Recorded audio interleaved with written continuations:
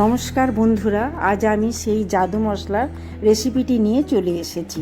প্রথমে ফ্রাইং প্যানটি বসিয়ে নেব। এর মধ্যে আমি 100 গ্রাম ধনের ব্যবহার করেছি। আমি এটাকে একটু নেড়ে নেব,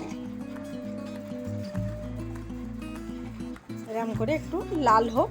তারপরে খুব লাল না, হালকা হবে, সব কিছু হালকা, তোমরা দেখতে থাকো।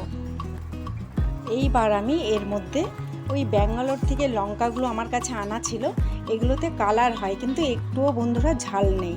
কারণ কি, ওখানের লঙ্কা ঝাল নেই বলে আমি এখানে নিয়ে চলে এসেছি। আর আমাদের এখানের লঙ্কা, আমার বড় মেয়ে ওখানে থাকে, ওখানে ওদেরকে পাঠাই। এইটা আমি এই লঙ্কাটা একটু এর সাথে একটু গরম করে নেব ধনেটার সাথে, কেন একটু না ভাজা হলে এটা আবার মিক্সির মধ্যে গুঁড়ানো যাবে না। এটা দিয়ে দিলাম। এর মধ্যে বন্ধুরা দেখতেই পাচ্ছ, এই যে লবঙ্গগুলো আমি দিয়ে দিলাম, এইবার একটু সামান্য কিছু এলাচ আমি এর সাথে অ্যাড করে দিলাম। এইবার এলাচের পর তোমরা দেখতে থাকো, ভাজা মশলাটা দেখতে থাকো। এরপর আমি এখানের আমাদের শুকনো লঙ্কা দিয়ে দিলাম 6টা। শুকনো লঙ্কাটা দিয়ে নাড়বো।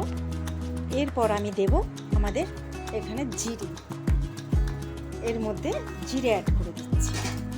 মশলাটা কারণ আমি একটু বেশি করেই করে রাখি, কারণ কি মশলাটা আমি সব তরকারিতেই দিই, তোমরা তো দেখো, আর খুব টেস্ট হয়।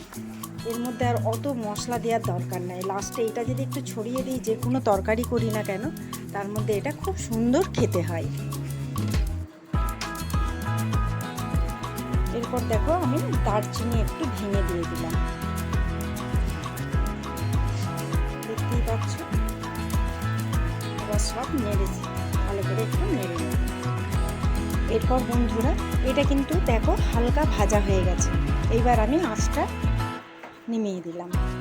এবার একটু নেড়ে নেব, নিয়ে আমি কিন্তু এইখান থেকে সরিয়ে দেব, কারণ কি বেশি ভাজা হয়ে গেলে জিনিসটা স্বাদটা নষ্ট হয়ে যাবে। হালকা ভাজলাম, দেখো, দেখেছো, হালকা ভাজলাম।